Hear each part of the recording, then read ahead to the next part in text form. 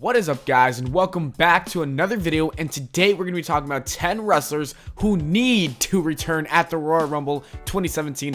And this will not only be the Royal Rumble match, but the pay-per-view in general. And let's get straight onto the list with number 10, John Cena. John Cena is currently a part-timer with the WWE. Many, including myself, thought this was going to be great. Finally, John Cena will stop taking the spotlight off of many young wrestlers trying to break that glass ceiling. Oh boy, how we were wrong. I'll admit it, I'll take back every negative comment I've said about Cena and say I miss him on my TV. John Cena is definitely the biggest star besides Goldberg and Lesnar right now. Cena is working with many projects outside of the WWE, and it seems like he won't be able to make it until February of 2017.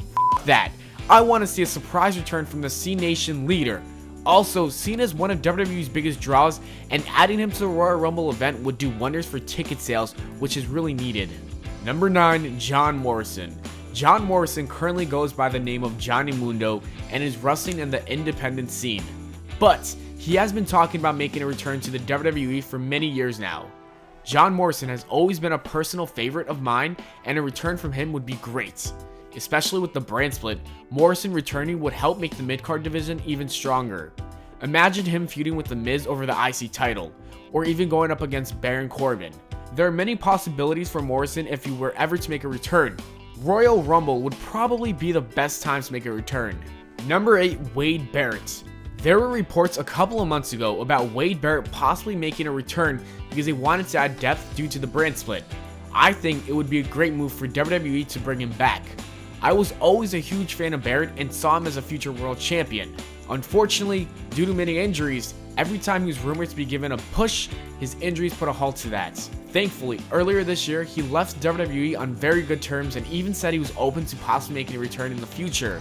I think the Royal Rumble in 2017 would be a perfect time for that to happen. Wade Barrett on the SmackDown roster would be awesome. He could even attempt to get that push he was supposed to get in the past. I would have no problem with him as a world champion. He has the mic skills and the in-ring skills. He has it all. Number 7, Matt Hardy. Matt Hardy has truly reinvented himself in the wrestling world. People always see Matt Hardy as the guy who is only Jeff's brother, but over the last year, Matt Hardy has changed that. With his new gimmick, the Broken Matt Hardy, people have been talking about Matt all the time. Matt's popularity has increased so much that the WWE is even interested in him again. Matt Hardy is 42 years old, but that doesn't mean he can't come back to the WWE. Imagine the guys who could feud with Broken Matt Hardy.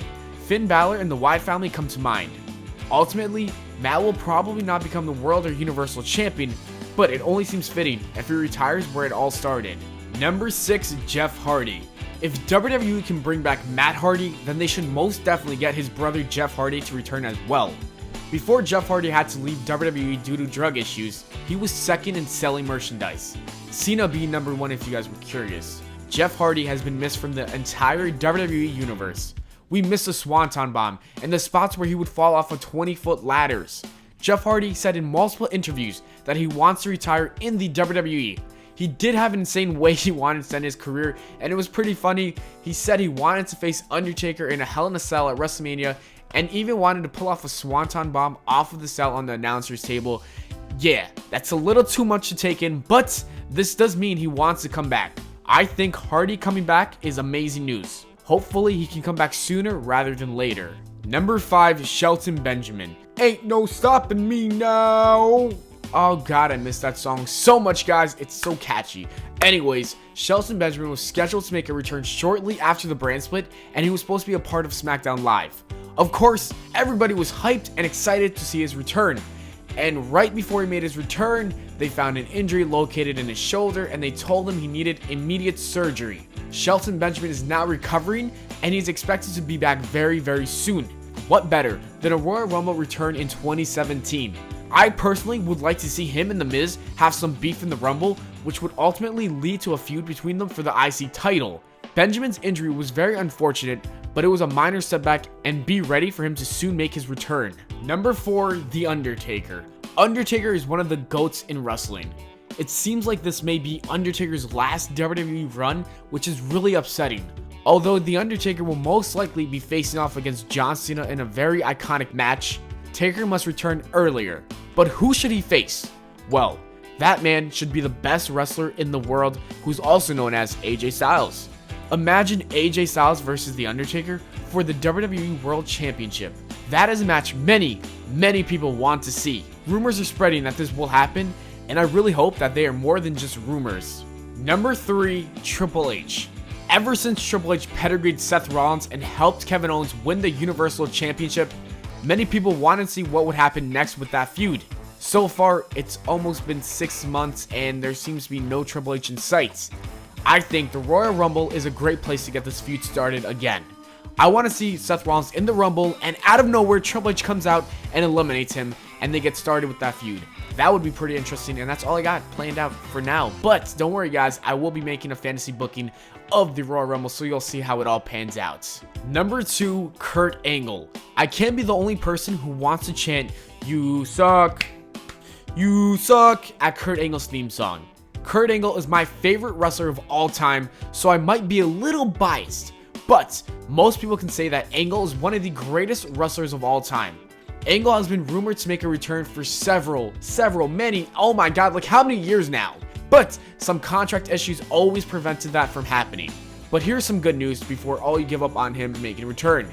Angle has said at multiple occasions that he would like to end his career in the WWE. I think due to health factors, his age, and the unpredictability of wrestling, he should make a return ASAP.